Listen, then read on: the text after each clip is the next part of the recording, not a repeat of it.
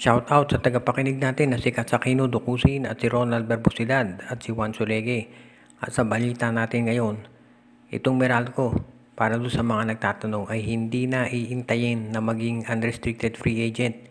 Itong si Chris Newsome, may mga nagsasabi kasi na dapat intayin na lang daw yan ng Ginebra na maging unrestricted free agent para wala nang kapalit. Siyempre, ang Meralco, hindi naman yan iintayin na mag-expire yung contract at papabayaan na lang lumipat sa Ginebra. Ang gagawin niya siyempre ay iti-trade na si Newsome habang ito ay may kontrata pa sa Meralco.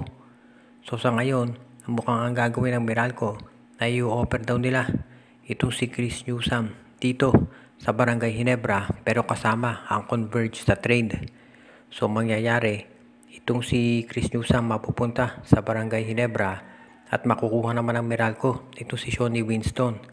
Samantala naman, itong Converge Fiber Xers makukuha itong si Stanley Pringle at itong si Nards Pinto. So of course, kung titignan natin baka on paper, parang lugi ang Converge. Pero kung titignan man ninyo yung production nitong si Shawnee Winston, ay hindi naman yan nagkakalayo doon sa mga numero ni Pringle at ni Pinto. Lalo na kung itong si Pinto ay mabibigyan pa ng playing time. Kaya sa tingin ko mukhang okay lang yung ganyang klaseng deal. At syempre, si Newsome kung mapupunta sa Ginebra, lalakas lalo yung lineup niyan.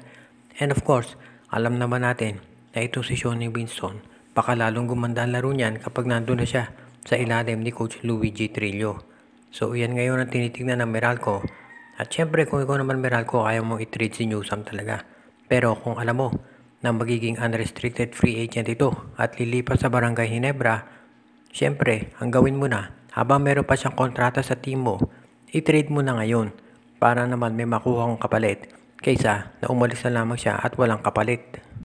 Medyo nakakagulat pero mahusay man ito si Ivan Aska ay baka palitan pa rin siya ng SMB at ang kunin ay itong si Terence Jones. Ang nakikita nating dahilan kung bakit ito gagawin ng San Miguel Beer ay itong si Ivan Aska. Ilang laro na napansin ninyo palaging nafa-foul trouble.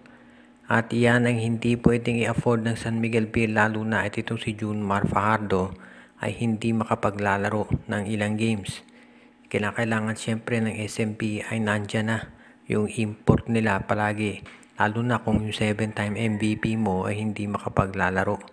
At umaasa sila na itong si Terence Jones ang makapagbibigay ng kinakailangan nilang additional na puwersa. Malakas man itong si Aska, siyempre iba pa rin ang kalibre nitong si Terence Jones.